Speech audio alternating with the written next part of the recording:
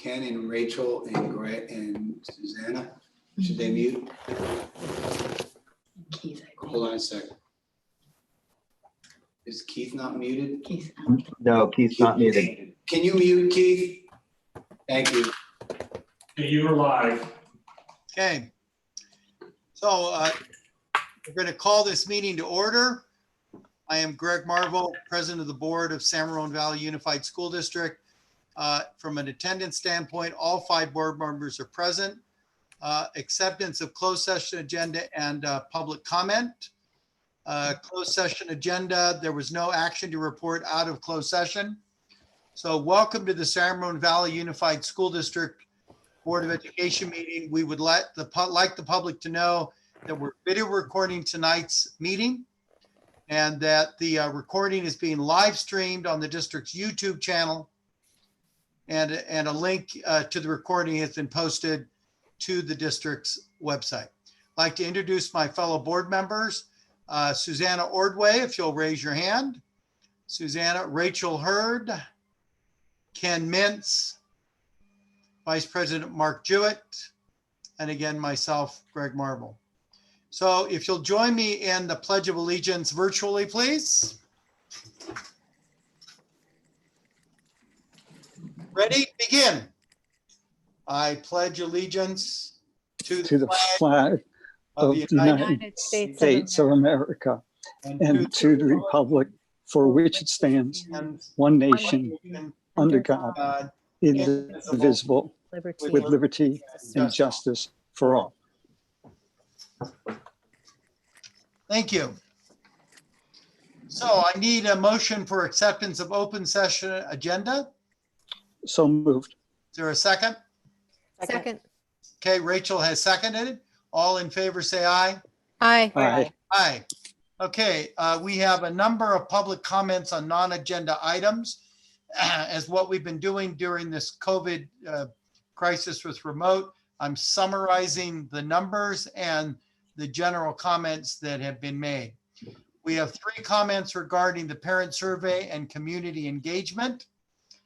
We have 3 comments regarding management raises. They are opposed to the management raises that were granted previously. We have 4 comments regarding the desire to start high school athletics this summer, encouraging us to do that as soon as possible. Again, these are non-agendized items, and under the law, we cannot comment on those items. So we're now going to go on to discussion and information. Item 7.0, consultation, review, and recommendations for the district's coronavirus response, non-district course spring and summer grading. With that, I'll turn it over to Rick. Okay. Thank you, President Marvel. Thank you, trustees. Thank you, staff that are on this call and in this meeting tonight. I'd like to begin thanking trustees for calling this special meeting. As many of you know, things are happening at a pace and decisions are being made in ways that are very, very different than the way that normal school business has transpired for many, many decades due to the COVID environment. So thank you for taking the time to engage on this topic, for pushing staff to rethink and to present more information to you so you can continue to make thoughtful, informed, difficult, complex decisions that do the best for the most number of students. I'd like to take full responsibility, and I believe the reason for our meeting tonight that got the trustees really struggling on Friday is the timing of an announcement that we sent to our community on the last day of school, May 29, announcing plans for how we handle non-district courses.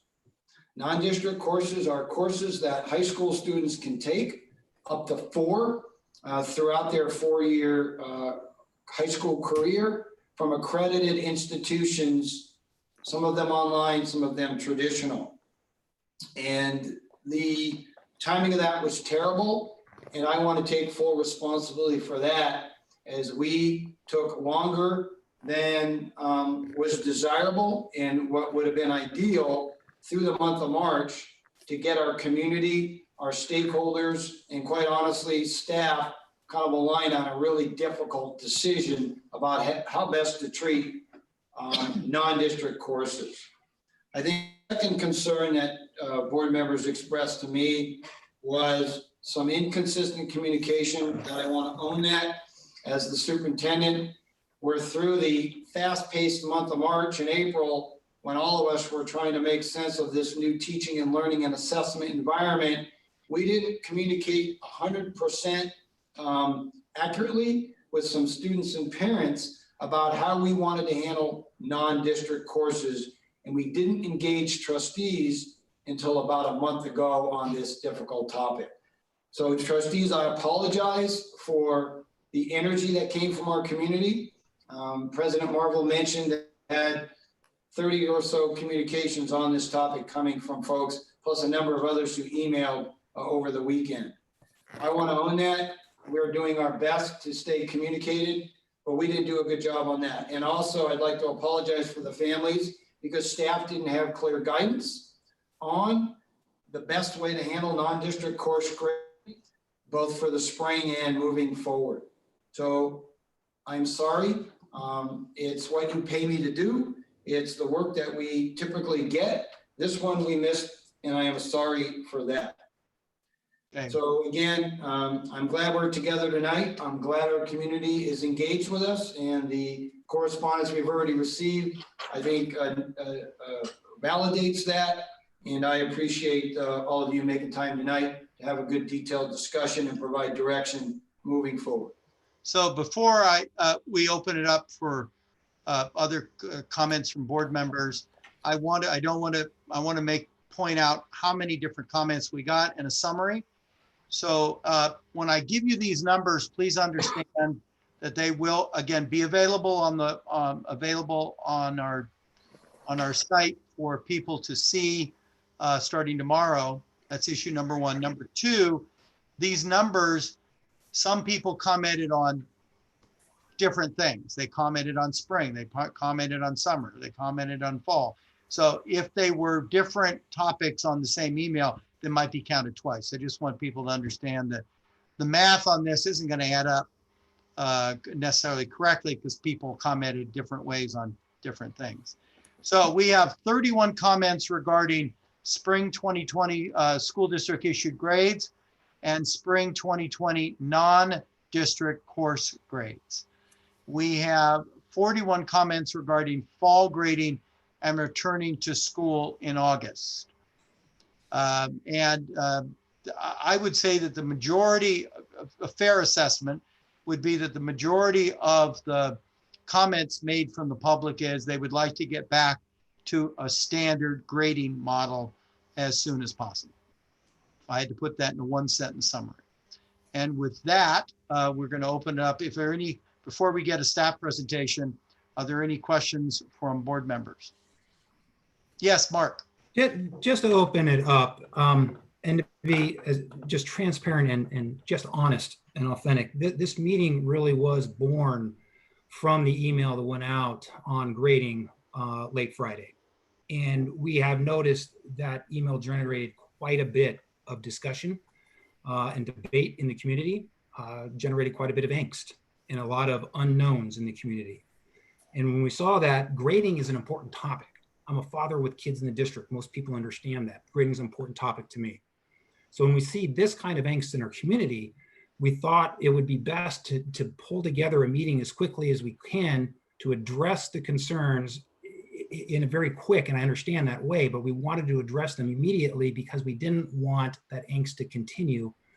So we wanted people to understand our points of view on these very important issues. We're not trying to be sneaky at all. We're trying to be as open and transparent in a very fast moving COVID-19 environment, as Superintendent Schmidt alluded to before. So please take that as an honest reaction to our community needs. And with that, I'll send it back over to district staff. Okay. Mr. Schmidt, you're in charge. tell us. Thank you. So what I'd like to do is ask Director Deb Pettish, who really has been the point person for coming up on 3 years now on all of our personal learning initiatives, including non-district courses. So Ms. Pettish will take center stage and work through a brief presentation for the public. Approximately 70 members of the public are watching along tonight, and for trustees to get some new and some more information on non-district courses and grading in general. Dr. Pettish. Thank you. And thank you, Board of Trustees, for having me here this evening, as well as some of our other members of the Ed Services team. So thank you. Just going to bring up the presentation here.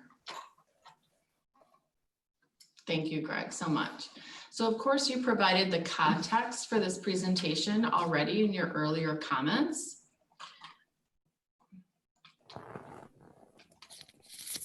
Where's my? Can you help me move it along, manually? Of course, it was working 2 minutes ago, but. There you go. Thank you, Greg Pinzer. So the purpose of this presentation is really to discuss the decision. Of course, again, you provided the context already earlier in your comments, but it's really to provide you with more information with regard to first, the rationale for the decision we made to not put non-district course grades onto the SRVUSD transcript during spring semester. We also wanted to discuss, as Superintendent Schmidt mentioned earlier, the timeline for this decision. In addition, we have some other items that we suggest you consider as we move forward through the summer and then into phase 3 in the fall, and then communication. So we, of course, think communication in all areas is especially important. And we know that this is a hot button topic in our community. So we definitely want to provide you with more information on how we will be communicating with them.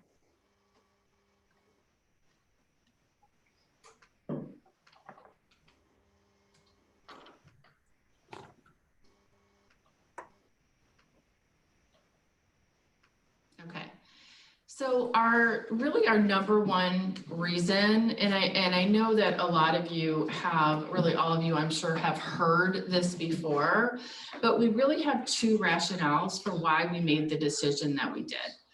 And the first rationale is all about equity. And so as you already know, and I know that you've heard and read many, many times, the state of California has directed school districts to hold students harmless during these COVID-19 school closures. And they have also emphasized in all of their guidance documents, their webinars, when the superintendent of schools speaks, they really emphasize this idea of equity. And that when students come to school day in and day out, it somewhat levels the playing field. Not totally, as we know, but somewhat. There's some consistency there. But when students are learning at home, we don't really understand what's going on in their home, right? They could have a tremendous amount of stress and anxiety about what's going on in the community, which is what we're hearing. They could have one computer they're sharing amongst maybe 5 family members. They could, be taking care of younger siblings as their parents go off to work. So all the things that I know that you've heard before and that you've been thinking of. So given that, we looked at how many students currently have signed up to take a non-district course. So again, like Superintendent Schmidt said, a course from outside the San Ramon Valley Unified School District. And it's approximately, since February, approximately 1,800 of our 10,000 plus students have signed up. And we did want to note that this is an increase in the number that we provided you, I think about a month ago, which is typical because as we approach the end of the school year, typically the numbers of students who choose to enroll in summer courses, those NDC summer courses, goes up. So this is pretty typical. That essentially equates to about 17% of our students who, if we provided grades for those non-district courses for spring semester, would have received really a perceived advantage in terms of their grade point average. And so in many of our discussions, we of course put equity at the forefront. And we thought by doing this, we would really be creating kind of a two-tier system where some students would only be getting pass no mark and other students would be getting grades. And we did not really know how colleges and universities, we had some concerns about how that two-tiered system on the transcript would be perceived. So we also thought about the students, and there's many students in our district, and we talk to them and we work with them every day, our counselors do. They don't have access to these outside courses for a variety of reasons. I know a lot of our DVC courses are affordable. A lot of students can't get there, for example. And so we did not want to disadvantage any student in our district, especially during this very difficult time. And then we also, again, we made our original decision that was ratified at the May 5th board meeting. We made that with these and other considerations in mind. So we wanted to stay consistent with that way of thinking. So our second rationale was we wanted to hold students harmless. And I cannot emphasize this enough. There is nothing that we would do as a team in ed services or any other department in this district that we thought was going to harm students. I have to be emphatic about that. This decision, and we've done a tremendous amount of research, should not hold students, should not harm students, excuse me, in the college admissions process. So why is that? It sounds contradictory, right? We're not going to put it on our transcript, but it's not going to harm students. So students who take a non-district class can still submit, and we strongly encourage them to submit that transcript from that institution to the college or university of their choice.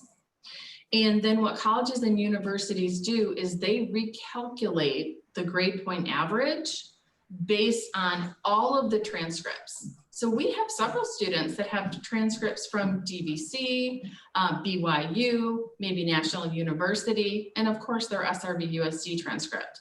Well, they, even if those grades don't go on our SRV transcript, they take those grades into consideration when they are deciding on who is admitted to their college or university. And there's many, many districts across the state and across the country who actually don't put these outside classes on their high school transcript. And we, as I think many of you remember, I think Susanna might have been the only one that wasn't on the board at that time, about 2 years ago, the summer of 2018 was really the first time that we chose to provide students the option of putting these grades from these outside courses on their transcript. Before then, plenty of students were taking these courses. They were just submitting, like I just said, they were submitting their transcript separately from their SRVUSD transcript. And they were getting into amazing colleges and universities. So in an effort to truly do our due diligence, because we want to support our students, we want to better understand our community and support their understanding and listen to them and truly understand where they are coming from. We did a lot of research, and this quote on the next slide, Craig, thank you, really, really resonated with us. So we wanted to add it. It's a little long, so I apologize for that. But this is from a man named Gary Clark Jr. He is the director of UCLA undergraduate admissions. He said, students have to report coursework from the institution where the coursework was taken, okay? And with the grade that appears on that institution's transcript. If offered admission, they would provide a transcript from the online institution. It shouldn't matter how the California high school posts the credit on their own record. And this was a direct quote. One of our employees reached out directly to him. They have a personal relationship, a professional relationship, I should say. And so this to us confirmed all of the research that we have been doing about how grades, GPAs are calculated for college admittance. So we wanted to highlight that for you as well. So our two big rationales, equity and holding students harmless. We now wanted to kind of move on and talk about the timeline. As Superintendent Schmidt said, this was not an ideal timeline, and we're the first to own that and admit that. And there's really no excuses. So we apologize for that. We did make the initial decision back on May 1st about the non-district courses, grades not going on our transcripts. There was a lot to do in the interim, however, to discuss the issue with trustees, to talk to principals and assistant principals, and especially counselors, college counselors, and registrars. So there was a lot of moving parts there. In addition to the, I'm trying not to make excuses, but in addition to the multitude of other things. So we really had to make sure that we were all aligned and we're going with this new policy and implement the procedures fairly across all 4 of our high schools, which is a big task, right? With how many staff that we have. So that took several weeks. And so, of course, the communication came out on May 29th, which was absolutely not ideal. But we really wanted to make sure that internally, the staff understood why we were doing it and understood how to carry it out, essentially.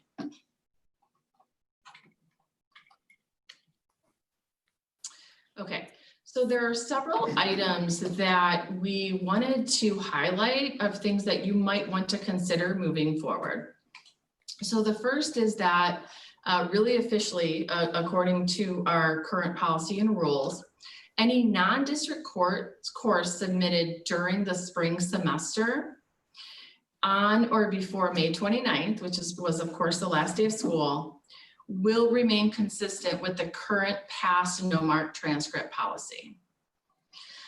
Another consideration for all of you in our eyes is that any non-district course still in the process, right? If a student is taking it currently and they finish it on or after May 30th, you may want to consider providing them the opportunity to put the grade on the transcript, okay? So providing that opportunity. Some students take these courses, some want them on the transcript, some don't, right? But you may want to consider providing that opportunity for the kids for the summer classes that they take. And then another consideration is in the fall, returning to our more traditional grading system, getting rid of the pass no mark and moving to an A through F system.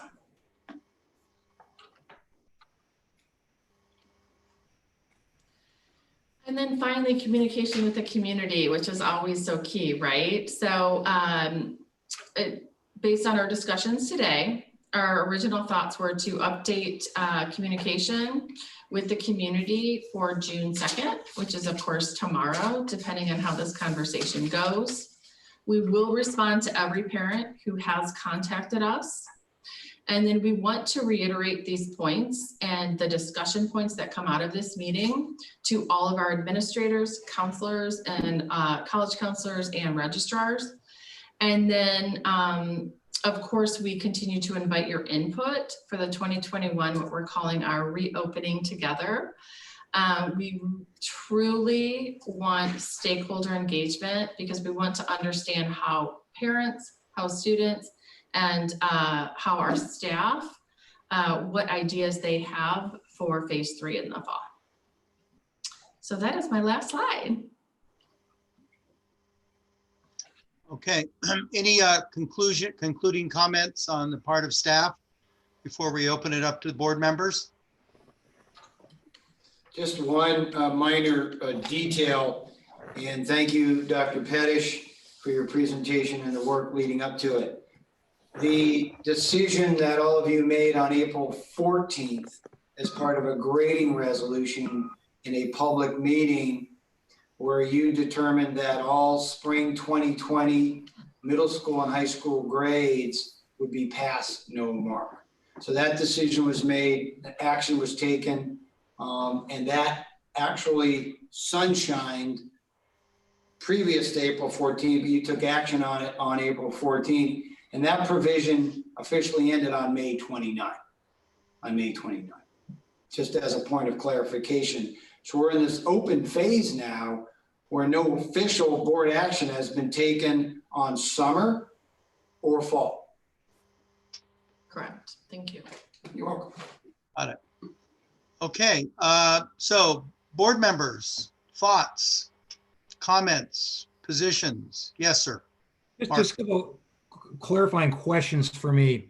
One of the slides says that high school students who take the non-district courses submit transcripts, and there's a statement, an assertion of fact there that the colleges, universities will recalculate the grade point averages. Do we know that for certain? Notwithstanding the comment from UCLA undergraduate admissions officers, because that quote doesn't really address recalculation. And I just want to know how certain are we that colleges and universities recalculate? Yeah, we've done a tremendous amount of research, and so many students across the state of California and across the nation are taking these outside classes. They're taking them at community colleges or universities for credit. They're taking them through places like BYU online, community colleges. And so we did quite an extensive search, and we couldn't find any university that said that they were just going to base their college admissions on just that high school transcript. A lot that we hear about college admissions talks about the whole child, and a lot of that is more than just grades, but part of that is looking at not just what they did in high school. Did they go out and seek other more rigorous and robust opportunities for themselves? And every institution we came across said that you need to submit that transcript in order for them to take it into consideration for college admittance. And second question I had, and I have to process that one. Second question I had is, when are non-district courses reported on our transcripts? Date of enrollment, end date of the course, date of submission of the grade. When are they reported? So they're reported when the student finishes the class. So when the student finishes, how do we measure that? That is measured on the date of the official transcript from that institution. So if a student finishes a course July 17th, that goes on the summer term. If they finish a course September 15th, that goes on the fall term, and so on. So if somebody, If I may add to that, and you've seen this on a slide in a previous board meeting, and all of you have, and so this is from the University of California Admissions Office in April, and I think it's specifically to your question, Mr. Jewett. The University of California's admission process evaluates grade point average in the context of each school. A UC Communications Officer, Stead Holbrook, said, a fundamental tenet of UC's comprehensive review policy is that a particular school's grading policy neither favors nor disadvantages an applicant. This is especially true during COVID-19, as we have temporarily adjusted our admissions policies to ensure that there are no negative repercussions and in order to accommodate students and schools during the pandemic. So each school, and in our case, school district, the kids are competing against kids within our school district, not necessarily kids from outside, according to Mr. Holbrook. Okay. Mark, any other questions or comments? Do you have any comments? I got a whole bunch of comments. I'm still just trying to process, make sure I fully understand the entirety here. I'll let somebody else go with if Okay. there's any more questions, because I'll reserve to come back. Okay. Ken, were you adjusting your mic or you want to comment? No, I was taking a drink of water, but I'll go ahead and comment. Just a couple of quick thoughts. I don't have any questions. I appreciate Deb's presentation. And Mark, I had that same question about the recalculation of GPAs based upon multiple transcripts. But, you know, when we first put in this practice, specifically in terms of putting these onto our transcript, these other accredited institutional grades. If I recall, sure, GPA is important, but at the time, it was really more about the credit hours applying to high school transcript. Yes, the GPA is important, but it was really about the flexibility that in making up the credit hours that seemed most critical at the time. I just point that out because that hasn't changed at all. I think the prior conversation that we've had as a board and direction we gave to staff with the non-district courses in the spring semester, I believe it's just being consistent across all students. You know, whether you took the courses here, you took them someplace else, on our transcript, having you know, the pass or no mark for all students, I think is the most equitable way of doing that. You know, I think we can have more conversation about what looks like going forward. But again, I don't think it's fair for us to disadvantage students who don't have something from a non-district course and then lose out in some way. And that's where it does help me, particularly in understanding how, you know, the students use the transcript from those other institutions and provide those to through the college admissions process. And that keeps them whole from a GPA perspective as well, even if it's not on ours. I'll leave it at that. Okay, Susanna. Hi. Yeah, so from I know that Deb and Rick had talked about, you know, most of the colleges within the UC, our state, right? UCs and CSU, but mostly the UC. I also worked with a lot of getting a lot of different information from colleges outside of our state. And just to, I think, maybe help Mark answer Mark's question, Ankins, about the calculation of the GPA or recalculation with non-district courses. Like how I work with my students and families, it really depends on the college. So like the UCs will recalculate in a certain way, but they don't really recalculate the GPA with non-district courses per se. They will look at you know, I think a lot of colleges will look at what the student's application package, right, and what they submit. And if students have you know, certain classes taken either at community college or, you know, different things, they'll look at it and it kind of bolsters the students' college package, their profile, because if they've gotten a good grade, you know, a passing grade or something from a community college, let's say, or somewhere, then the colleges know the students actually, even without a grade, recalculating their grade from a community college, that they can handle a college class, because our community colleges are colleges, right? College class.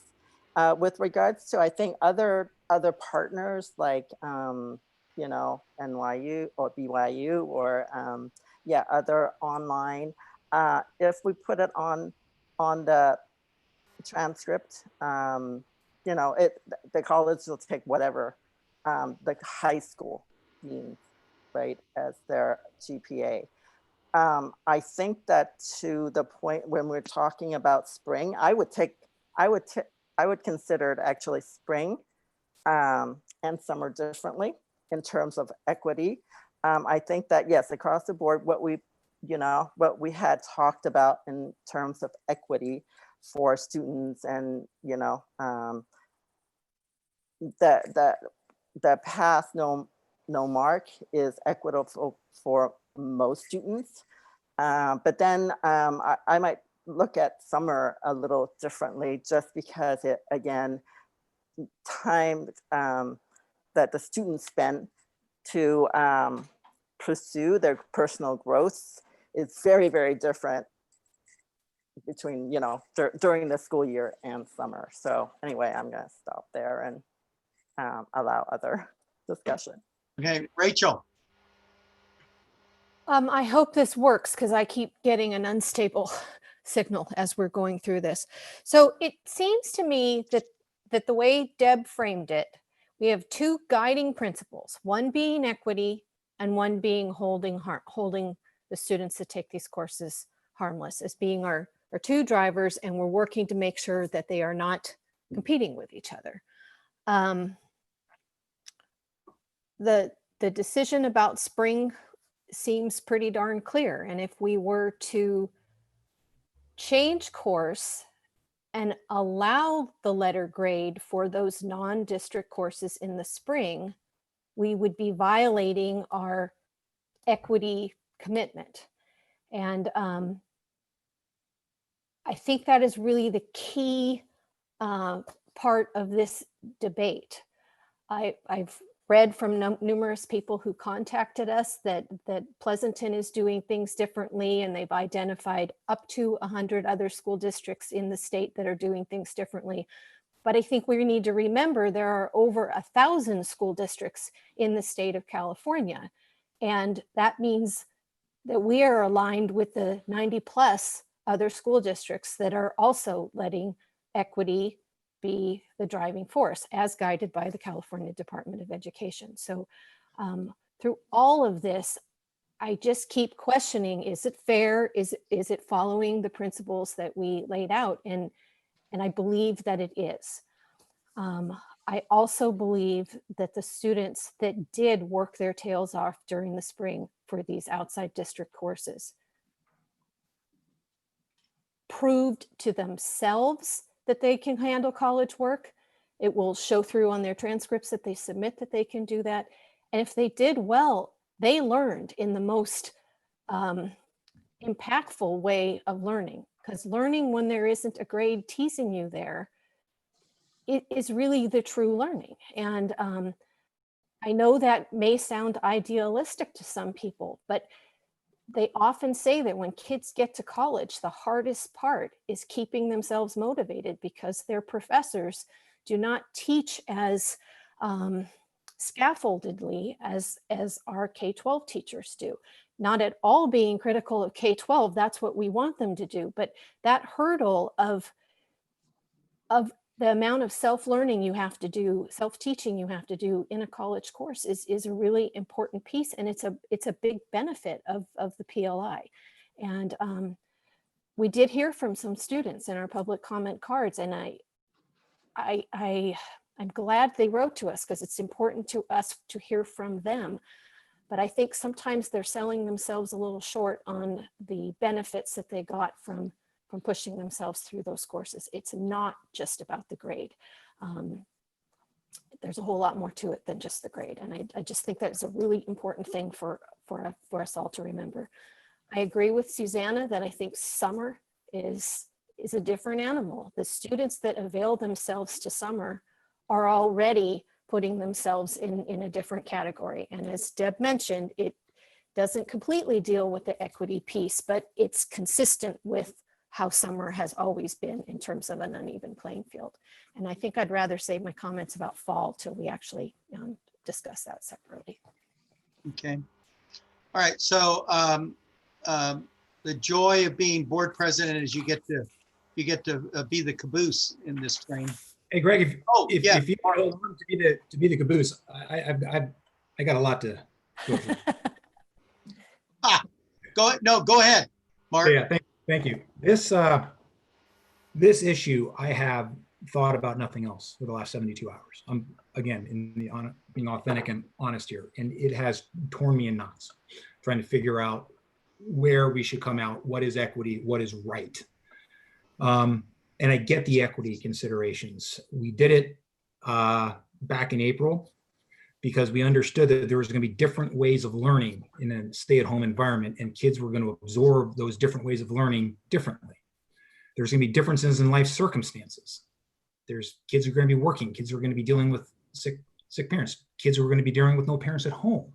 There's going to be differences in teaching methods that are going to have different rates of absorption in curriculum. So we understood all these issues. That's why we decided to go to pass no credit for spring. And I understand that. Usually when I make a decision, I take time, I'm diligent, as you all know. I see all sides, I talk it out, and I'm pretty clear mind once I make a decision. And I generally don't revisit it unless there's material new information. Unfortunately, as Superintendent Schmidt alluded to at the top of this call, there are two materially different facts that came to light on Friday for me. One is we had not been communicating effectively with our families and our students taking non-district courses all the way through the month of May. That's a problem. It's a fact. I'm not going to get into criticism right now. It's a fact. Secondly, we found out very late on Friday that the district, again, through confusing, we got velocity, we've got intense pressure, intense criticism coming at us from all sides. I get the environment. Things are going to happen. But we communicated with certain families and we reassured them that grades were going to be on the transcripts for these courses, non-district courses. And I'm really struggling with how we deal with those two materially new facts. I continuously say to us and to everybody who listens, if anybody does listen, that we're a customer service organization. And as customer service, integrity is at the heart of everything we do. And I'm really struggling with the concept that not only did we not communicate, so we set the expectation of grades on transcripts, I'm also struggling with the concept that we actually miscommunicated and said the grades were going to be on transcripts. Oh, and this is the reason for some of my questions. I'm really trying to calibrate if colleges are going to hold harmless all students for this semester, spring semester. And colleges, if you have a non-district course, are going to recalculate it like our presentation shows. Susanna, you said maybe some courses won't, but they'll look at the grades. Then what is the difference between putting grades on transcripts versus having parents and students having to go request transcripts, sending them to the universities for them to do the exact same thing? If you're going to get to the same substantive end goal, why is there inequity in the process? That's what I'm really struggling with. Good question. Mhm.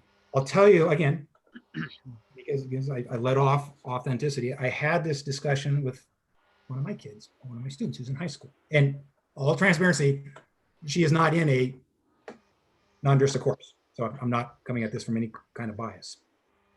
And I asked her, would this impact you if non-district course were reflected on grades in the semester? And her response was, no, it doesn't impact me at all. And it was very authentic. I think there is a certain element of honoring commitments, especially as a customer service organization. When we make a pledge, even though we were mistaken, we either have to make it whole or we make it right. And here I'm trying to understand, by making it whole, meaning we'll help families get transcripts, we'll help them fill out the letters, we'll help guide them through the process. And if the end result is they're going to get a recalculated GPA, then what's the difference between putting on the GPA? And for the students who did not take a non-district course, if they're not going to be negatively impacted because our policy is no grades for district courses, and that is what's going to be on the school dashboard as they apply to colleges, I'm not quite seeing the inequity. But I'm also trying to address the very real concerns that I've heard in our community that maybe this isn't the way it's going to work. Maybe not all colleges are going to recalculate. So I'm really struggling with this. And where again, it's just what is the right thing to do without disadvantaging the most people. And I'm kind of coming out on the side that maybe we should really think about giving these families the option of putting grades on transcripts. And I'd like to hear the feedback from it. Yeah. Okay, Rachel had her hand up first. So Mark, I think that is a really important way to relook at it, just flipping it. Well, what is the disadvantage? So to me, the question needs to, for me, the question then goes to staff of exactly what is the downside on that? Because if it's a non-district course, does it show up on the transcript in a you know, below the district courses? It's like a different animal on its own. Or is there an issue with the students who didn't take non-district courses? So let's get input from Rick on that question. I think it's a vital question. So I'm going to let Deb handle that specific question about how non-district courses are reflected on the transcript. Then I do want to kind of make a comment about the recalculation piece as well. So Deb? You know, actually, I'm going to turn over to Dave. What Dave and I were talking about earlier. So yes, that's a great question. It appears on the transcript with the name of the non-district course institution above it within the term, that it's registered under. So spring, it would be right underneath the spring 2020 portion of the transcript with the name of the non-district course institution above that course and that grade. So it looks like you attended 2 schools during that spring semester. Yeah. You'd have your SRVUSD ones, and then you'd have your DVC or wherever you were. So one thing that others have asked over time, and again, doing this for nearly 20 years now in more than one school district, that is actually the way it looks, 100% accurate, Mr. Kravitz described. However, we take the non-district course, and often they're weighted if it's through a university, and it shows in our GPA. The same way as if a student, say, transfers from school as a freshman who is not in our district, they're accredited. We accept their grades because they are accredited, and we put it into our GPA calculation. So it's no different if a student takes a single course or 4 courses that are accredited. So we note the course name, the grade, it goes as part of our GPA recalculation. And the other point I wanted to make, because Deb and Susanna were both right, universities recalculate, some don't. University systems sometimes look at it as a complete recalculation, some don't recalculate. So it is not the same in each system around the country, and even within public and private schools. The last thing I wanted to say, and you may know this, is kids generally take non-district courses for 3 reasons. 1, for advancement, and many times students take non-district courses, and even when they receive their transcript, they elect not to submit it. We just had that conversation today. Hundreds and hundreds of kids each semester just elect to for a couple reasons. And it's part of the options we presented them in the PLI era, is if you got a B in a course, you may not have interest in putting it on our transcript, and they can elect to submit it to university or not. The second reason kids typically sign up for off-campus classes is to boost their GPA. If they feel they can take a class, that it will give them an opportunity through a weighted grade to boost. And the third reason is typically a course we do not offer that a kid would want to learn and end up also having an opportunity to put it on their transcript. Okay, Ken. Yeah, first a question for staff, and that is, Deb, you gave us a number of kids who take non-district courses. During that 4th quarter, how many kids were taking multiple courses? Are we talking 1 course per kid during that period, or multiple courses that they'd be getting on or off their transcript? I mean, the most people would typically take is 2. Most are taking 1 during the school year. There could be some repeat students in there. Okay, but that's basically generally one course, right? Yes. Mark, I guess, I appreciate what you're saying, and I keep going back to the equity issue as well. And when you talk about what's the disadvantage, my concern is that we set this up in April. We're in the middle of COVID, and the reason why this particular quarter is different than every other quarter and why we had to consider this in the first place. And my concern then, it opens a can of worms, particularly for all of the kids that stayed in our schools, and particularly the ones that were taking AP classes, and even non-AP students, but those, particularly those who were taking, AP with the expectation of the weighted grade, but even more so for all students who were looking to that fourth quarter to improve themselves over what may have happened during the third quarter or what may have happened during the first semester. And we're not giving those students the same opportunity that you're talking about for students that chose to go off campus. I'm afraid that if we were to look at these grades differently, we would really have to open it up to all.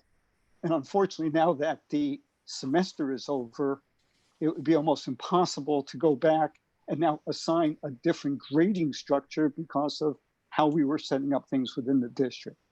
So we're telling all of our other students, sorry, this is a zero-sum game for that fourth quarter, given, what everyone was well aware was a very, very difficult, complex situation for all of us. So to change the spring, I'm afraid to change it positively for some could turn around and then have an impact on thousands of other kids who would consider the same argument for themselves, and a number of families that didn't want us to go to this system in the first place. I still believe that this was the most equitable way of doing it for the spring. And I'll just say, because I didn't before, on the summer, I agree. I think we should be going towards the grades again. I think it's now after that fourth quarter. I think it's a different set of environment. It sits differently as the transcript goes forward and tries to get us back into a sense of normalcy. Okay. All right. Caboose time again. So I have anguished at the same issues that Mark has raised. The primary reason we made the changes we did in April, the extraordinary suspension of normal schooling in the middle of a semester, coupled with the request from the state to try to hold kids harmless from an equity perspective, we reached a philosophical foundation of trying to hold kids harmless to solve the equity issue that had been raised. If we make exceptions to that now for the spring, in spite of the misinformation that was put out, sometimes for no fault of the staff member who was saying it because they didn't know, the end result is the whole foundational issue that we had about equity also gets thrown out the window. And I've struggled with this back and forth. I don't think solving one problem by creating a whole nother one and abandoning our equity position that we took is ultimately the right answer. Fundamentally, there is no right answer that solves 100% of people's problems and issues with this grading debate. It's not going to happen. So if we philosophically as a board believe that our equity issue was the right issue to begin with, then we need to stick with that for the spring and the spring only. I agree that we need to have a much further discussion about whether that's appropriate for the summer, but absolutely for spring, we committed to that. We need to honor it. And I'm sorry to parents and students that were told something that wasn't accurate by staff members. Again, not necessarily staff members' fault. And I'm sorry for the fact that the late notice went out the end of the school year. It doesn't solve or change the fundamental foundational philosophy that we had, which we want to do something in this extraordinary semester that's fair to as many kids as possible. And going to the credit, no credit for all grades, I think did that. That was the right thing to do. From a philosophical point, from taking classes outside, non-district classes, Susanna, you'll probably agree with, I think you sort of alluded to that already. I cannot overemphasize the importance to families that may be listening, kids that may be listening, taking non-district courses and getting a good grade on those courses, whether it's at DVC, Las Positas, BYU Online, wherever. If you're taking a college level course and getting a good grade on it, that is a massive, massive advantage. It doesn't matter what's on our transcript or not. The fact that you took a college level class, the rigor of that class, you took it, you got a good grade, you are golden as far as many admissions officers are concerned at major universities and colleges. You are a known commodity. You can take college level classes and the rigor and difficulty of those classes and succeed. There, you have a much better chance of getting in to a university. If you all have great grades, you're all at 4.0 and above, but that person took college level classes and got good grade, you have a better chance of getting in the yes pile than the student who didn't take those kinds of non-district classes at the college level. Susanna, am I crazy, or is that true? No, that's basically true. I mean, it's just showing without getting into all the grades and different minutia. I mean, you're basically showing that you can handle something harder even than a high school course. So I was going to add one more thing about maybe to Rachel's point of flipping, like how is this disadvantaging some of our students? I think that most of the students, the 17% student who take the non-district courses, I think most of those, some DVC classes before COVID would be in person, right? Kind of like our classes were. But a lot of those, especially through non-district channels like BYU and National or all those, are already online remote classes. So those students actually had an advantage, not even financial, but they already had an advantage of working their classes remotely. Whereas, to Ken's point, our students who's taking AP courses with our teachers in classroom suddenly had those AP courses taken away and quickly, right? I mean, our teachers did a fantastic job of trying to get back online. But again, it's not the same because they didn't have the time to actually get used to their learning their AP courses remotely, like the non-district courses. Yeah, so I thought I'd toss that in there. I think the other thing that has to be emphasized, it was said earlier, but I just want to emphasize, we have been told by our university and college partners that kids for the spring semester are being held harmless. We know that. They've said it over and over again. Many of them do require transcripts. That's been my experience anyway at higher education. Do require transcripts from the colleges and universities you took non-district courses from.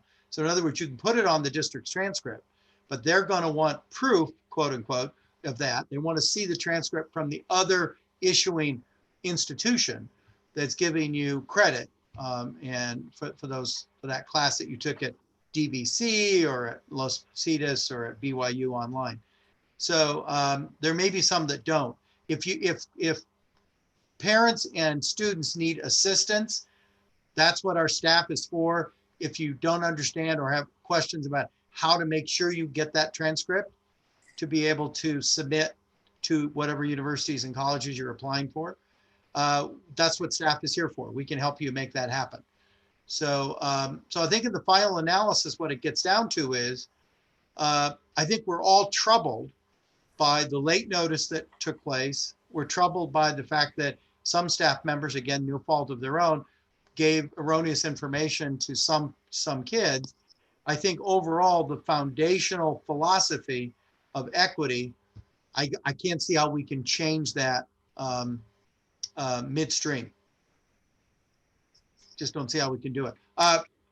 Ken had his hand up first, then Mark. Yes, sir. Yeah, just real quick, just test one assumption that I believe to be true, and that is that colleges and universities are not just looking at it for this upcoming fall semester, so our outgoing Right. seniors. There's a recognition that this is a multi-year view that they will have about the fourth quarter specifically, and the grades of 2020 spring, just to put that out there. Yes, that's true. Mark, you had your hand up too. Yeah, just to say, because I do want to sum up where I'm coming out on this, because I'm still very, very deeply conflicted. Because on one hand, I hear that universities will recalculate grades. So what's the difference between having them on our transcript versus the university recalculating? On the other hand, some universities may not recalculate, but they'll hold harmless. So what's, again, where's the inequity with putting the grades on our transcript? Third hand is some universities just won't calculate, and we don't know whether or not they're going to hold the kids harmless. So I'm really struggling with how do we look these families in the eye when they relied on our word, the grades are going on transcripts. And now we're saying, no, I get the equity. I absolutely get it. I signed up for it. I believe in it, but I'm really struggling. And the second part of this is, because I don't want to backtrack into this conversation, so I'm going to front load the next conversation, is I'm also troubled if we go with grades for non-district courses in the summer. How do we look families in the eye whose children really busted their hump to get a course in this semester, got the transcript in, and now we're going to say all they had to do is wait a week and to get a grade? I'm really struggling. We had families that relied on us. I know it was a huge mistake. How do we answer that? That's Well, the timing, it's not actually a week, right? I mean, for summer, I think kids would have been, I mean, summer classes don't, or maybe have started or just started, and some are not even starting until June, later in June or even July.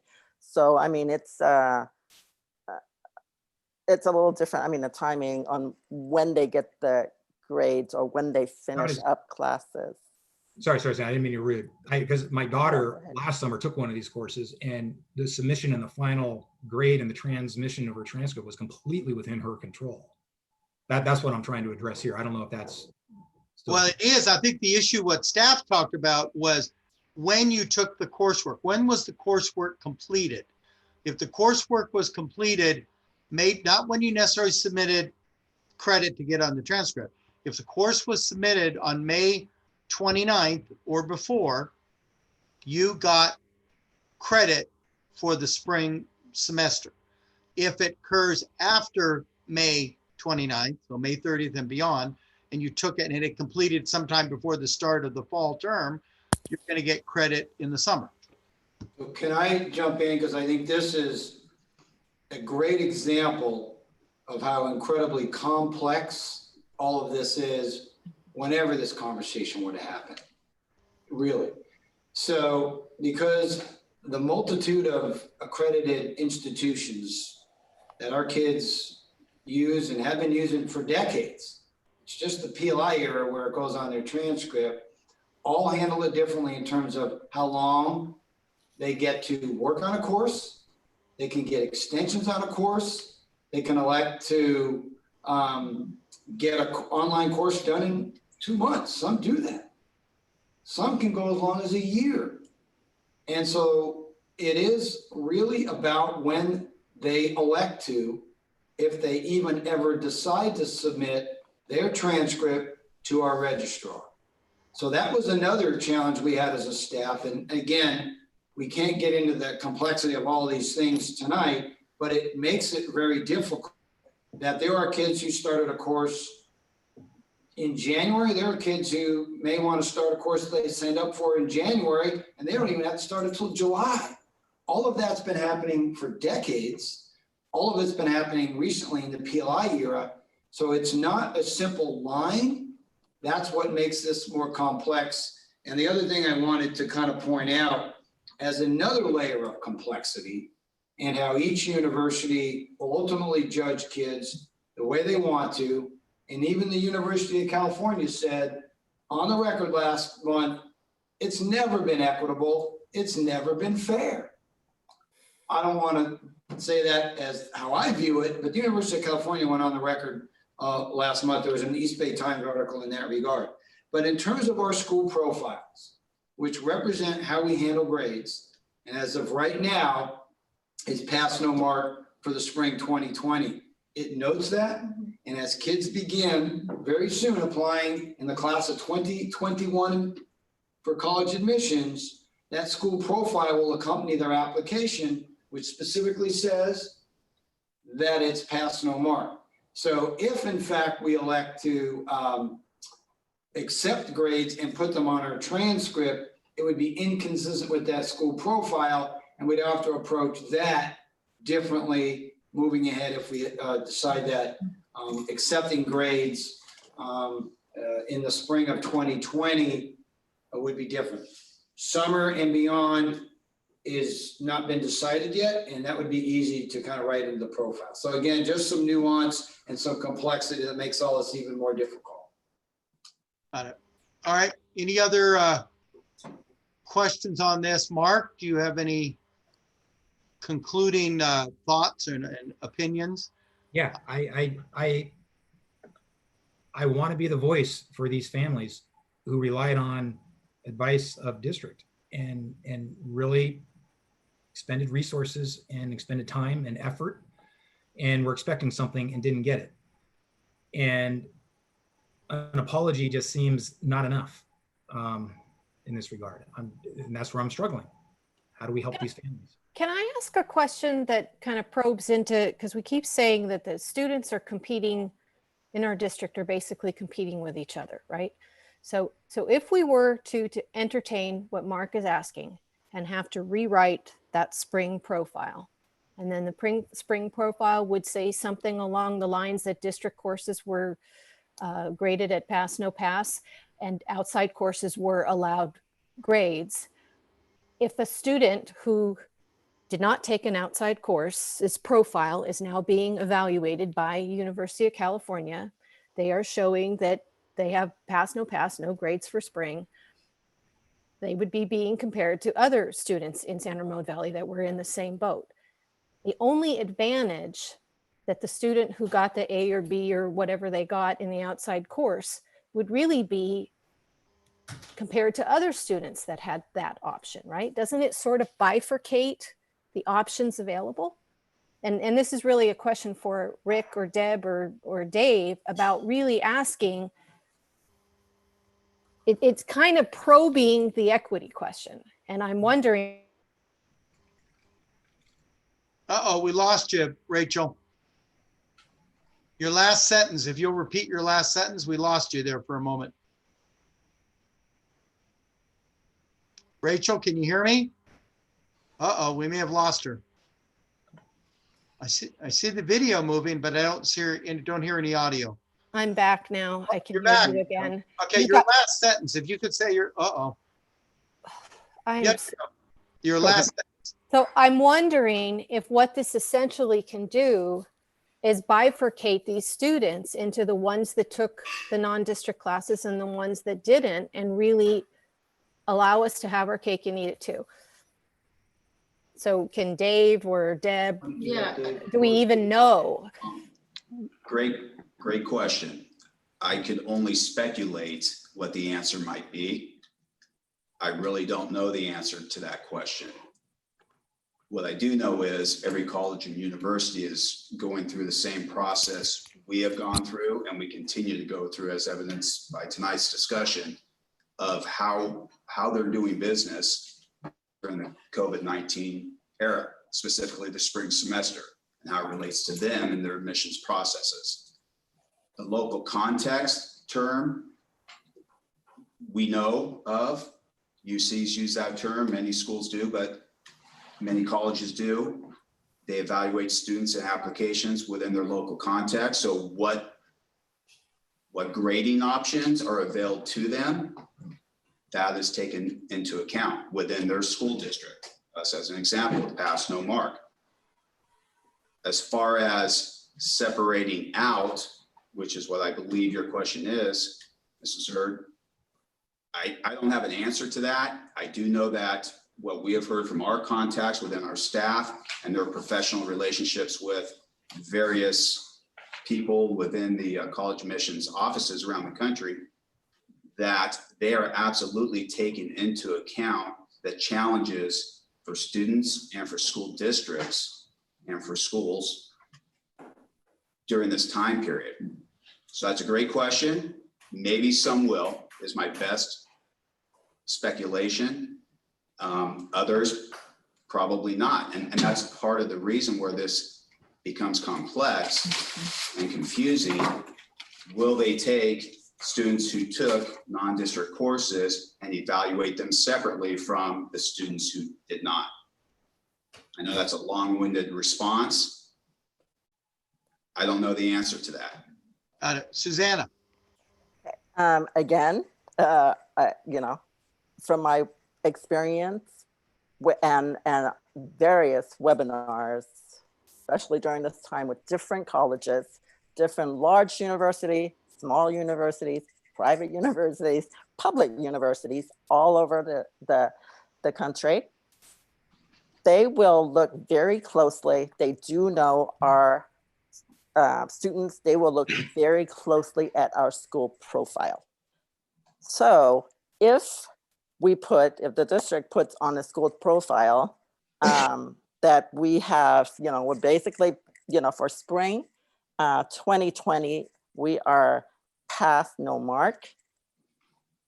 But there is a, you know, a group of students who do, well, non-district course, and this is how we're treating the non-district courses. I think maybe it is possible, Rachel, to, you know, to have that separated and have the college admissions people, you know, look at, again, not guarantee, depending on a school, right? It really is up to the college. But if we're very clear in our school profile, because right now, every, you know, college that I've been on a webinar with, that I've spoken to, says that they are going to rely very heavily on a school profile to see, you know, how in our context of our district. Well, we already know, Susanna, you know, that's what you do for a living. You know, you work with kids and parents and universities and helping in the admissions process.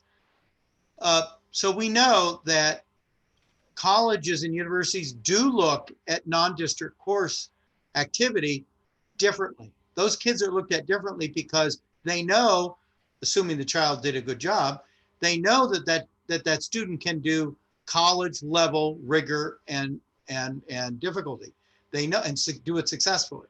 So they are looked at differently in that sense, in the classic sense, because it's actually a leg up. If you can take district coursework, outside district coursework from another university or college, you are going to be viewed more favorably. That's just the reality. It may not be fair for some kid who doesn't have that availability, but that's the reality of what universities and colleges do. They look at that. So I think it's an interesting question that's been raised.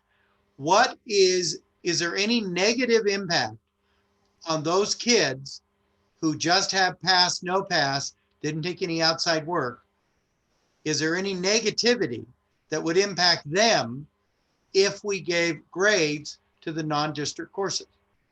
I don't want to hurt all the other kids, right?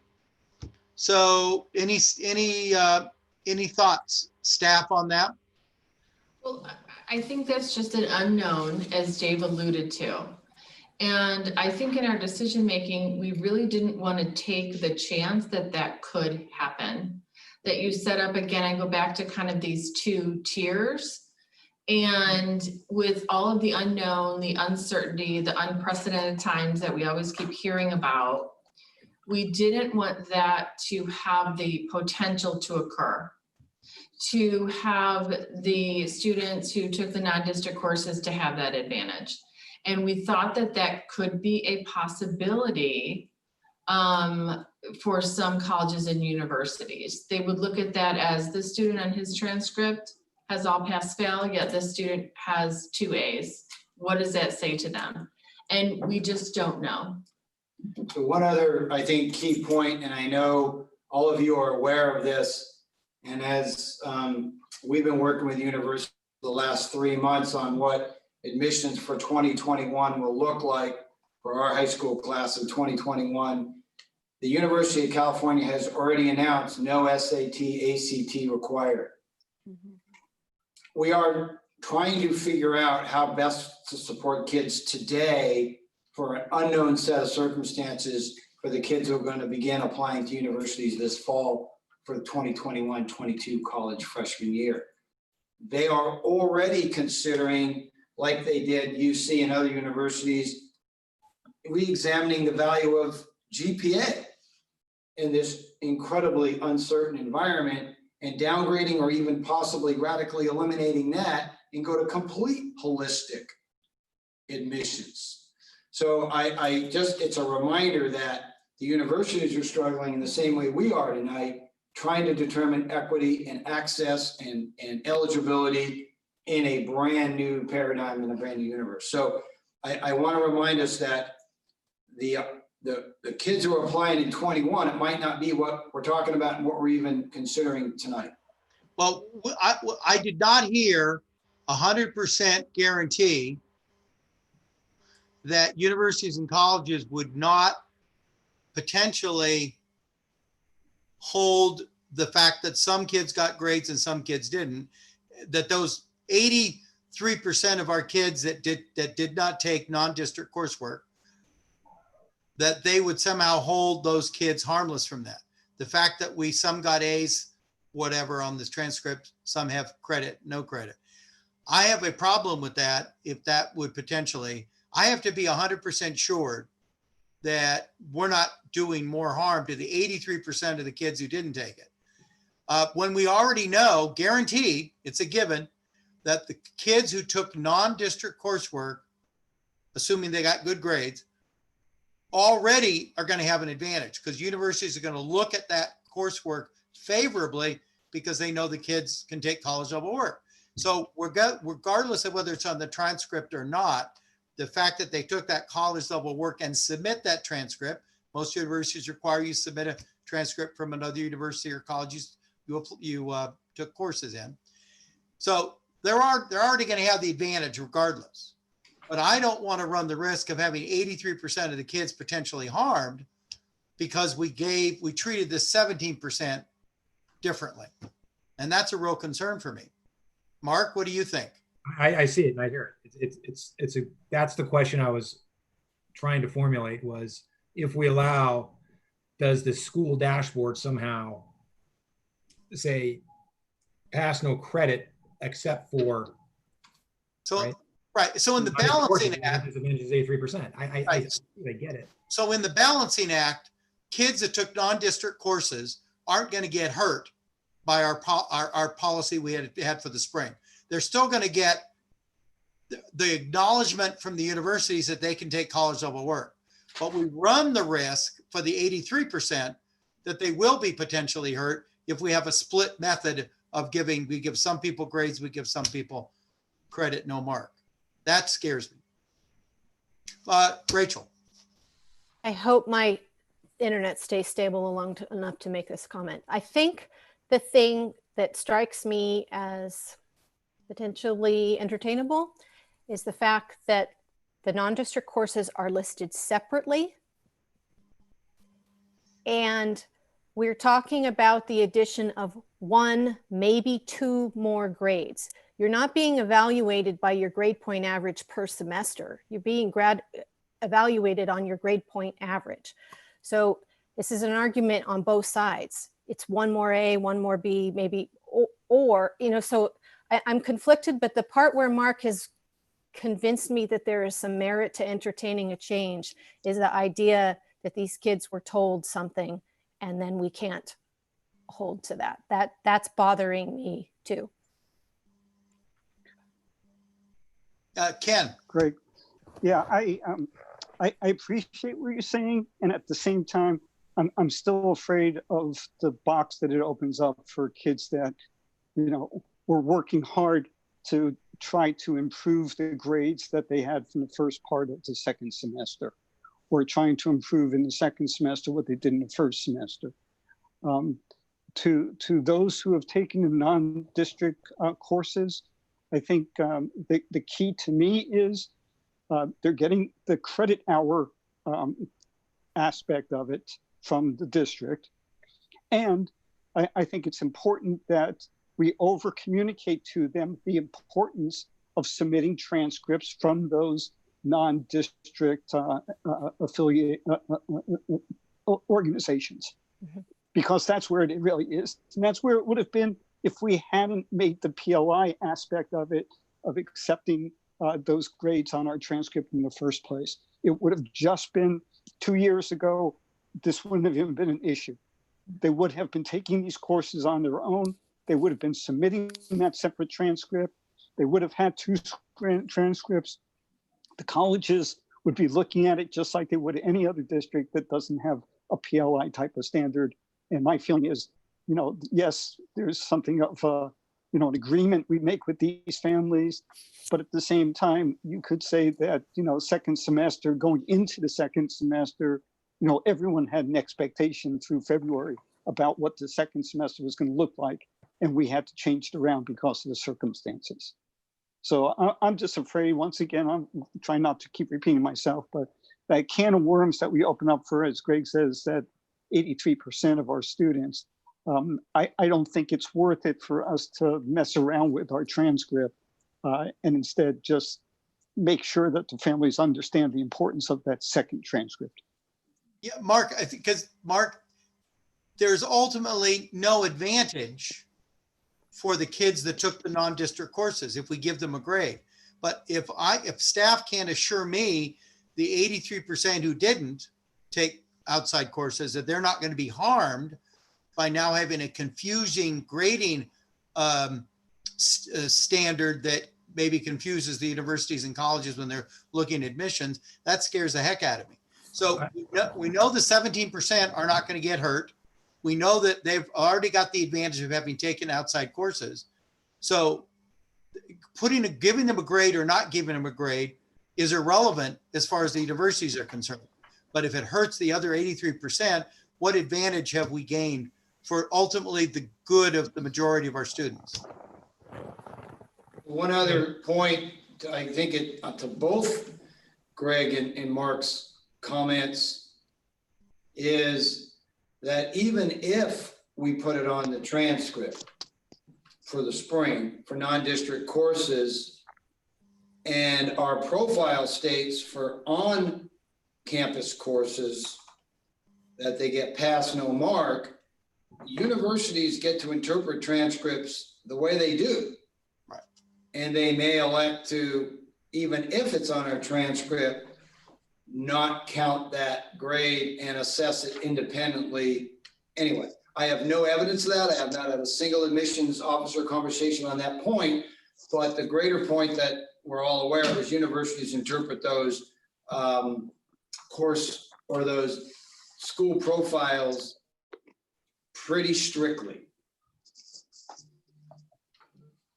Right, right. So, so I think we know Ken's position. Rachel, you've raised the topic that potentially you want to potentially give grades. That's what I'm hearing, for equity purposes with those kids that were promised something and for parents. Yeah, but if the point that Rick is making about is if we make it too complicated for the admissions people to, I mean, my greatest fear is that the kids who were just doing the normal procedures of school, who were struggling through online learning and all of the reasons that we did these equity considerations, are penalized because they didn't choose grades. That is my biggest fear. And I think as long as we have passed no grade or Pass, whatever it's called, We will protect them, but I do wonder that if we get it too complicated, if we muddy those waters and Beyond the complication, and it is complicated, I started with that, and I appreciate this dialogue. It's not easy. We wouldn't be here if it was easy. But I also think that the 83% have no options right now. The 17% already have an option, not available to the 83%. The 17% can present their grades and have a strong chance for the universities to accept those or not. So I think that is playing to the equity question, again, with a different approach. But the 83% have no option. The 17% have two options: to present it or not. And they may be able to have that calculated as part of their admissions formula or not. okay. And so I think that puts me, if you want to know where I stand, Greg, because you're tallying, I think we need to stick with the spring process that we had in place before. I think the major difference that PLI brought was not about putting these outside organizations' grades on our transcripts. It was about us counting it for credit and freeing up flexibility in their days. All those other arguments that were part of the PLI were the big game changers. The grade piece and how that 1 or 2 or 3 or 4 classes affected your grade point average really wasn't a driving force in PLI. Got it. Susanna? I agree.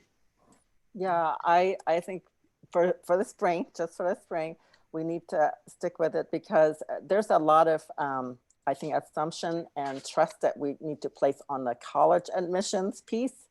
And so it's one thing if we know exactly, oh, you know, all these students are applying to this one school or this one system, then we can make, you know, we can be a little bit more certain of our, you know, what happened. But because we don't, then, and kids apply all over, that I think that we need to stick with it to not to disadvantage more students. Yeah, Mark, But I agree. your final thoughts? I'm in a box, unfortunately. I was coming at this from the concept that potentially we were going to be advantaging kids by putting non-district course grades on transcripts. I didn't fully contemplate the risk of disadvantaging 83% of our kids. That puts me in a box. It's not a box I'm happy about. I've never been this upset on the board because of how much of a toll this has taken on me over the last 3 days. We made a mistake. We didn't communicate, and we communicated incorrectly. And now families, in their minds and in their truth, are paying the price. And I'm not happy about that at all. Yeah, I think all of us share that, Mark, 100%. I think we share that. What, in the final analysis, what we have to do is look at whether those 17% that took outside coursework, whether in fact they have been disadvantaged. And the answer is they haven't, because the universities are going to count they're going to count from their transcript regardless, because they're going to submit, the vast majority will expect and require a submission of that transcript from whatever university or college they took that outside district work from.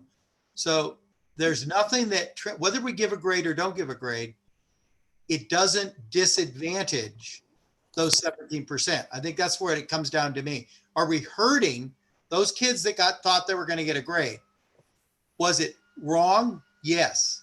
Was it misinformation? Yes. Does it materially negatively impact those 17% that took classes? And a very small percentage of those got the bad information, got the incorrect information. So we're not talking that many families. But the bottom line, were they disadvantaged with that bad information? And the answer is they were not. The universities are going to count those outside district courses regardless, I think is what it comes down to. So yeah, the optics are bad. We like to be consistent. We like to be accurate in what staff tells our parents and our students. But the reality, this didn't happen. Staff's owned up to it. They've acknowledged it. in the final analysis, is there anything we can do that fixes it, that makes kids whole, the 17% whole, when they never lost anything in the first place, other than misinformation? And if it impacts the 83%, how do we justify hurting their chances and confusing the admissions officers at the other universities and colleges? I don't see how we get around that problem. If the 17% are not disadvantaged, how can we hurt the prospects of the other 83%? I don't know. Does that help, Mark? It helps. I can kind of see where this is going. I'm gonna remain the voice of the families who are affected on this one. Understand. Okay. I think this was not an action item. It's just kind of a nodding of the heads. You understand. I think staff's heard the comments. We could have an action item placed on the agenda, just so that everybody understands the logistics, to have the item reconsidered at a later date where it would be an action item. I'm not hearing any request to make that happen from either staff or the board. So I think at this point, what we said we were going to do back in April and early May, we're going to move forward on. Staff's directed accordingly. The next question before us is what we do for immediately for summer, number one, and then two, a discussion about fall. So what is the belief on board members' parts about summer? And the reason we're talking about it is because, just to make sure there's clarification and understanding, the resolution that we took only addressed spring. We've had no formal resolution and direction to staff about summer and fall grading policy. So that's why we're having this discussion. And this is not an action for tonight. It is for an action for our June 9th board meeting for the summer. But I think it's important for staff to understand what the board members' thoughts and feelings and opinions are on this topic so they can prepare an agenda accordingly. Okay, who wants to begin? Mark. Much more clear-minded now on these two topics. I believe it was 100%, because I did read them, but I am getting old. 100% of the comment cards were advocating for grades in both summer and fall. Yes. So we're going to stick with summer now. And I concur. I've been through this with my two children, and I think grades do present a certain amount of rigor and structure into actual devoted class time for these kids. I think they need it. I think they deserve it. They deserve the recognition for their hard work. And I am fully on board with grades this summer. Just want to recognize my prior comments in the prior period, but I'm not going to go back to that prior conversation. Okay. That's anybody else want to talk about it? Susanna. Yeah, I totally agree. I think I might have started that I look at these courses very differently from spring and summer. Summer, summer is when kids can actually show colleges or whoever, even themselves, right? Their personal growth and how they advance as a student, as a person, as a community volunteer, as a worker, whatever, in a number of different ways.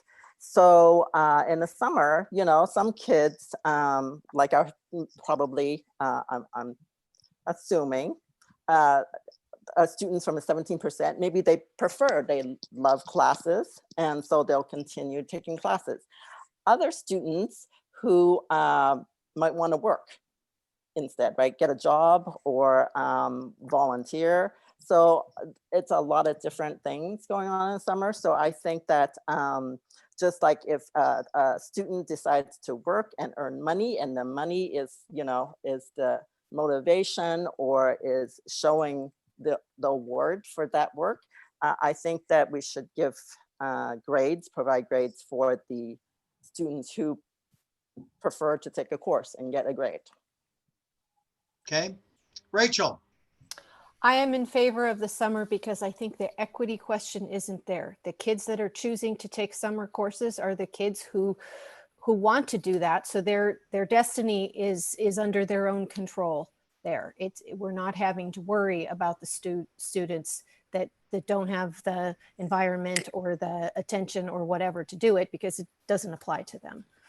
As far as fall, I think we have to go back to that. But along with that, with grading, I mean, but along with that, we have to work out, how do we do assessment? How do we do a lot of things with whatever blended model we come up with, and assessment will be a part of it. The reason spring was different was because everybody was figuring out this new normal on the fly, and how to do assessments and how our teachers would get online quickly was all up in the air. So I really believe fall is a different thing. Got it. Ken? Yeah, I agree. I think the summertime, we don't have the issue of inequity or inconsistency that we had during the second semester. I think everyone has said that pretty clearly. As far as the fall goes, like Rachel said, I think that I see us moving on a path towards getting back to grades. At the same time, there's a lot of complexity involved with what the fall semester will even look like. Because we're hearing from some families that are pushing really hard to have their kids back in, physically in a school campus. Others that are also still showing some concern about wanting to go back in that environment and looking to stay in a remote learning, and then possibly some in the middle, more of a hybrid approach. And given the rules that we're already seeing from, being discussed at the state and even through county health in terms of requirements in a COVID environment, and possibly a stage 3 environment, we've got a lot of other issues to work out. So I'm very interested in us getting more information from staff through parent polling and other input to really determine what the fall semester is going to look like. But as far as grading, I very much see us coming up with a solution that brings us back to grading, because I think it is a motivational factor that we need to get back into a consistent path for. Yeah, I agree that we need to go back to traditional grading for the summer, for the reasons Rachel, I think, said it. I love the way you described it, Rachel. And I think for fall, I would also want to move to a normal grading methodology, but also concerned about assessment and what we're going to roll out. This is actually the worst time to try to plan for the fall ever. And I've been in school since 1974, because we're waiting for people. We have no control over what the state is going to tell us to do. We have no control over what the county health department is going to tell us to do. And yet we're supposed to be planning for a fall term. And we have no idea the methodology of how we can deliver it, because they haven't told us anything yet. They just, they have suggestions and ideas, and staff's pulling out there. None of you are bald yet, by the way, among staff, but you're all got to be all pulling your hair out, trying to come up with all the different plan A's, plan B's, plan C's, plan D's, while we're waiting to get direction from what the county and the state will allow us to do. Because it isn't like we're going to have a lot of say. The county health department isn't going to say, well, you can ignore lockdown if we're still doing lockdown in the fall. So a lot of it is out of our control. But I don't think grades are out of our control. I think we have the ability to, I think we've had good, fair grading methodology in the past. We continue to do that. It is part of a new normal for the fall, and we'll figure out how to make that all work. But for summer, I'm 100% in agreement. I agree we should be going to traditional grading in fall, with a reassessment of how we're going to figure out in the new environment, whatever that ends up being, traditional, distance learning, a hybrid, whatever we do, that we got to understand how we're going to assess kids in that new environment in a fair and effective and honest way. So yeah, Mark. Sorry, did we just combine the first topic and second topic? Because Okay, well, so let me just be on the record. Then. Absolutely, 100% support grades in the fall. The world would have to be in a completely different place. It would have to be in a different fire for me not to support grades in the fall. Right. Susanna, and then Rachel. Yeah, me too, because I think I only covered summer myself. Right. So no, I actually personally, I've never even thought, that we wouldn't give grades in the fall because we're in the business of educating kids and assessing. And I mean, I guess I was hoping that we wouldn't be so bad environment wise, right, in the fall that we wouldn't be able to give grades. So yes. Rachel. I just wanted to add though, when I said I'm in favor of grades for the fall, I am also very open to the efforts we have in the district that are re-looking at grading. There's a lot of room for improvement in our current grading process and procedures. And not that in the middle of all this other chaos is the time to do major change, but I just think we all need to acknowledge there's a lot of really good conversation out there about what are the best ways to give students feedback on their learning. And traditional points and grades aren't necessarily the case, although I can't imagine us changing drastically in the moment. I just wanted to clarify that because I'm on that committee. I just want to piggyback on that point, Rachel. You mentioned about grades, but I think we also have to keep the same thing take into account when it comes to remote learning opportunities. And we've talked about this before as well, that hopefully we pull some positive out of what we've put everyone through this last quarter and see that there are some opportunities here. Even if we go back to, what would be considered traditional classroom, that we've learned some things that we didn't like in terms of, too many different kinds of platforms, for instance. However, there's possibly some really strong opportunities that we can incorporate into our learning that's really going to move our kids further along as well, that really need to be looked at as in addition. Susanna, I have a question of you. I know in my experience in higher ed that there were profiles that are done at the college level in which when you're going into grad school, as an example, grad school, med school, law school, whatever, they look at the university that you're coming from. They look at your GPA for your 4-year undergrad. And there's a profile that each of the graduate and professional schools look at to determine. So in other words, if you've got a 3.8 from one university A, that 3.8, because they have their profile says they're really tough graders, they might give you equivalent of a 3.9 when they're deciding whether they're going to admit you or not to the grad program. Another school might be viewed as an easy grader. So, easy A kind of district, school, college. So you might be given a 3.7 or a 3.65. You're nodding your head. So I'm aware of this, that this happens in grad school.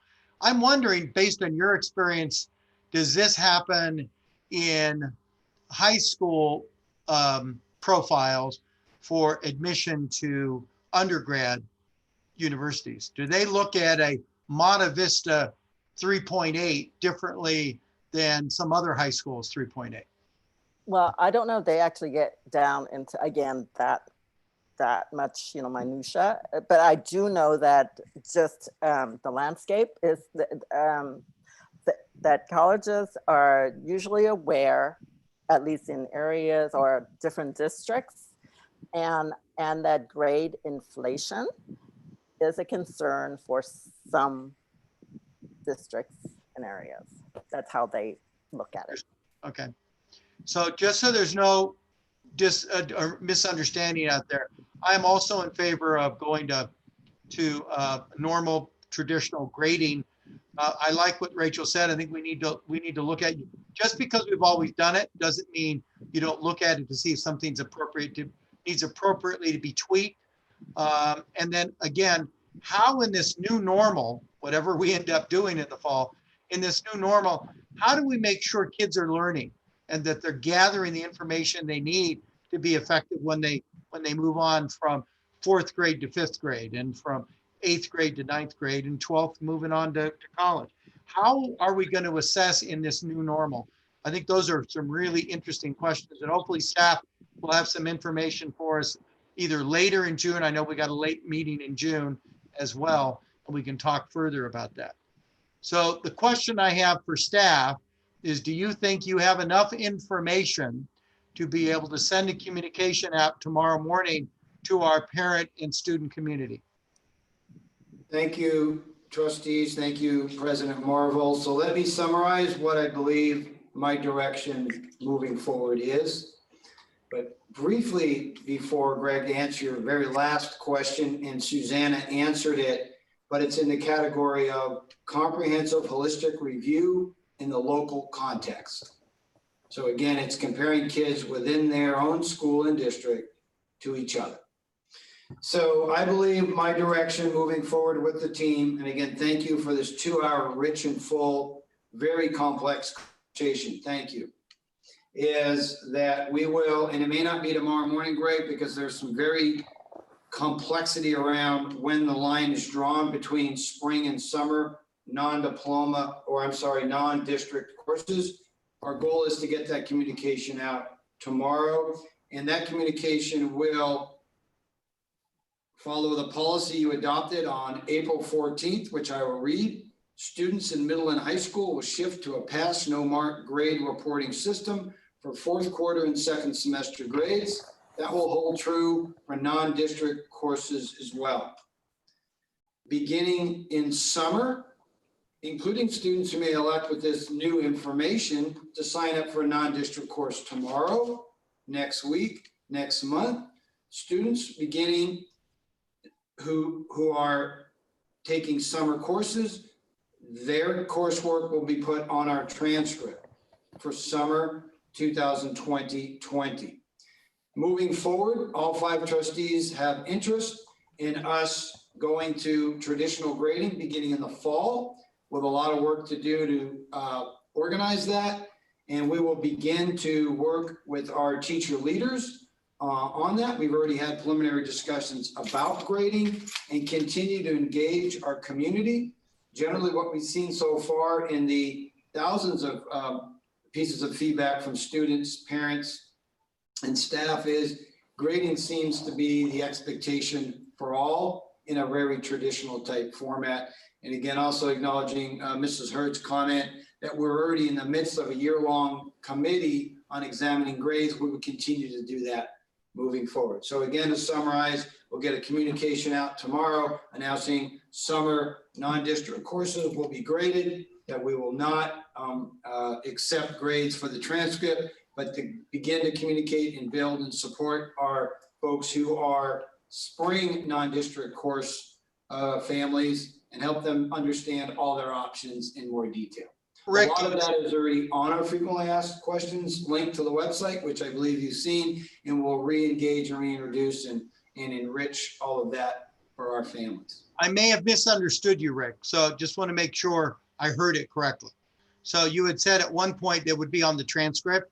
They're on the transcript now for spring. They're just not graded. So what you're saying is grades will be applied onto the transcript for non-district coursework for summer 2020. Yes, I was not clear. And for spring, again, I wasn't very specific. For the non-district course students in the spring, the course will be on the transcript and they will receive credit just like the 80 to 83% of students in traditional coursework here. It will be pass no mark with credit toward graduation. They will not get an A to F. Right. And what would like to also try to make sure that in the communication, parents and students understand about the importance of submitting transcripts from those non-district institutions so that they can get full credit from their university and college you're trying to get admitted to. And if they need any help in understanding how that process works, they can contact appropriate district staff. You might include contact number and email and phone numbers so we can. So I don't want there to be any confusion on the part of parents and students about how they navigate through that for the future. Yeah, You there got needs it. to be a robust campaign in this regard. Yes. Got it? Okay. All right, board members, do we have, do you have any other questions of staff? Yes, Rachel. There was an item written about in a few of the communications from constituents, implying that we were doing something illicit by changing the outside organization's grade from a letter grade to a pass, to the pass, no pass framework. Can someone address the technicality of the legality of that? I can easily do that, and I'm very familiar with that for nearly 20 years. So of course we would never do that. We wouldn't have the means to do that. The transcript that is sent to us is confidential and stamped, and there's a process for that that registrars fully understand here. So we, even if we thought that was a good idea, which of course we don't, we wouldn't have the ability to change the record because the record lies with the third-party accredited institution, not with us. Okay, thank you. I just want, I mean, I knew we weren't doing anything illegal. I just wanted, because that was raised in a few letters, to be put Got to it. bed. Got it. All righty. Any other comments or questions of staff or amongst board members on this topic? Okay, so Yeah, just one last closing comment from me. I just want to make it sure everybody understands my frustration on the first topic is directed at the environment that I find myself in. This has nothing to do with site level communications whatsoever. I'm just frustrated because this is so complicated. This is so complex. We're moving in an environment that is changing daily. We're under intense pressure, intense criticism. I get it. I understand it. It's the environment that I'm upset with. I just want to make sure that that is clear. So also what needs to be made clear is that, again, this was not an action item. You're getting the opinions from the board. At our June 9th board meeting, there will be an action item to formally take action for grades for summer. Grades for summer, and then to be determined, likely June 23rd meeting after we have a chance to engage further, look at all the surveys, meet with teacher leaders, work with site managers, and likely then we'll bring forward a recommendation to go back to traditional grading, elementary, middle, and high for the fall. Okay. Any other questions or comments from board members? Anything from staff? Hearing none. Thank you. Guys, we are adjourned until our next week. Thank you, everybody. Okay. Thank you. Thank you. Thank you.